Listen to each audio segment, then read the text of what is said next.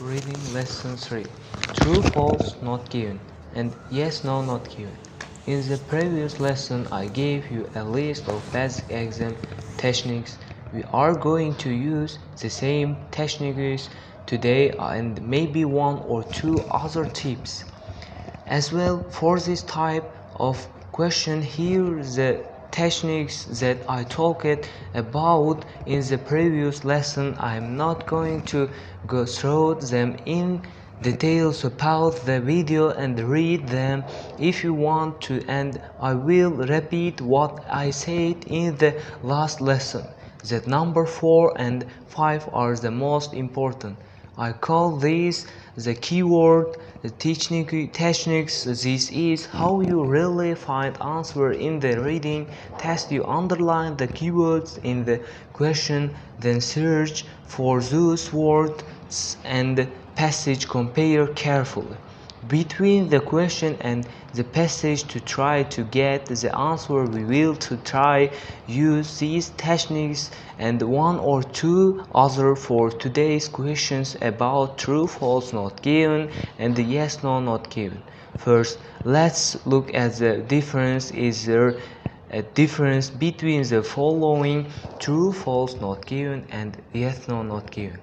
The answer is yes, a very small difference. They have used true, false when the passage about facts in the statement true according to the passage or not.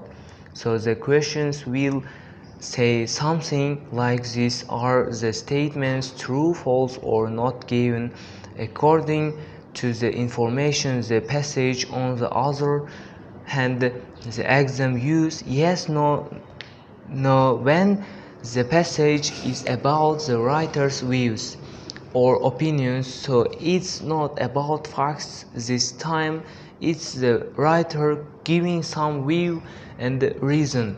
They say yes or no instead of true or false is because the question will ask you, do the statements agree with views expressed by the writer? The words yes and no answer the question: do the statements agree? Do the statements agree? Yes, they agree, or no, they don't agree. That's why we need to write yes or no instead of true or false for this type of question. So we have seen this small difference between facts and views, but here my tip: these differences are not important. We can approach both questions types in the same. We just think correct, incorrect, or not given. Now, difference between these two types of questions, we can forget about it completely. Don't worry anymore about the difference between true and false and yes or no.